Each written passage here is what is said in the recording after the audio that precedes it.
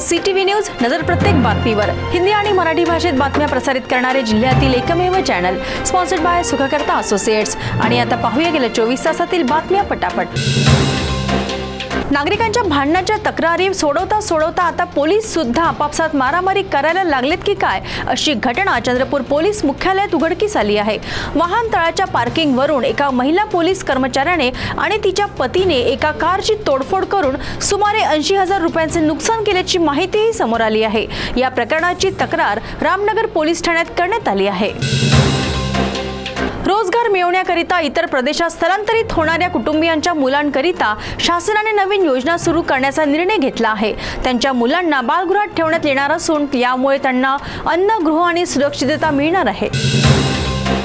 सिरोंचा तालुक्यातील जाफराबाद येथे जिल्हा परिषदेच्या 3 शाळा आहे, परंतु या तिन्ही शाळा मिळून एकच शिक्षक असल्याने विद्यार्थ्यांचे भविष्य टांगणीला लागले आहे। ह्या तिन्ही शाळा वेगवेगळ्या ठिकाणी असल्यामुळे शिक्षकाला बरीच कसरत करावी लागते, परंतु त्यामुळे विद्यार्थ्यांचे भवितव्य मात्र खराब होत आहे आणि सुरक्षितता ही संपल्यागत जमा आहे।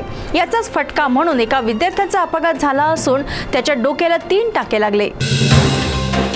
दुर्गापूर हद्दीतून रहमतनगरकडे जाणाऱ्या एका ट्रकमध्ये 7 गोवंशीय जनावरे कत्तलीकरिता नेण्यात येणार असल्याचे खात्रीलायक बातमी पोलिसांना कळाली।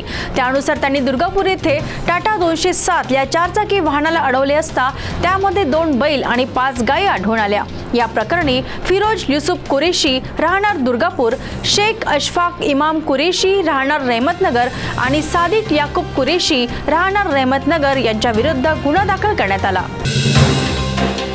स्थानिक गुन्हे शाखा गडचिरोली व पोलीस स्टेशन रेपनपल्ली पोलिसांनी संयुक्त कारवाई करत अवैधरित्या दारू वाहतूक करणाऱ्या 2 आरोपींना ताब्यात घेतले। एकूण 5,98,300 रुपयां किमतीचा अवैध दारू साठा व वाहतुकीसाठी वापरण्यात आलेले 4 चाकी वाहन जप्त करण्यात आले। गोपनीय माहितीच्या आधारे मौजा रेपनपल्ली येथे सापळा रचून ही यशस्वी कारवाई करण्यात आली। आरोपींविरुद्ध महाराष्ट्र दारूबंदी कायद्यान्वये गुन्हा दाखल करण्यात आला असून पुढील तपास सुरू आहे। घातक कारवाई करण्याच्या उद्देशाने एक तरुण दुर्गापूर पोलीस स्टेशन हद्दीत संशयास्पद रीतीने फिरत असल्याची गुप्त वार्ता पोलिसांना कळाली आणि पोलिसांनी पंचसमक्ष त्या तरुणाची झडती घेतली असता त्याच्या कमरेला स्टीलचा धारदार चाकू लटकलेल्या अवस्थेत आढळला। दुर्गापूर येथे वार्ड क्रमांक 2 च्या ओपन जिम समोरील झुडपी जंगलात ही कारवाई करण्यात आली। पोलीस ठाणे अंतर्गत येणाऱ्या वस्ती परिसरातून एक 17 वर्षीय मतिमंद तरुणी बेपत्ता झाल्याने शहरात एकच खळबळ उडाली। ही तरुणी मतिमंद असल्याने ती केव्हा तरी विहिरीवर पाणी भरण्याकरिता किंवा इतरत्र बसलेली आढळते।